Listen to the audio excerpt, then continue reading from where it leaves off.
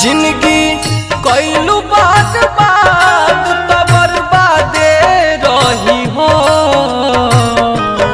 जवान दिल बाड़ू दर्द दर्दिया याद रही हो।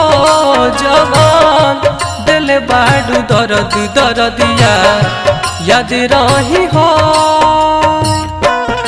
अब तो गम भी सनम तहरा बादे रही हो। अब तो गम भी सनम तहरा बादे रही हो। जवान दिल बाड़ू दर्द दर्दिया याद रही हो। जवान दिल बाड़ू दर्द दर्दिया याद रही हो। जवान दिल बाड़ू दर्द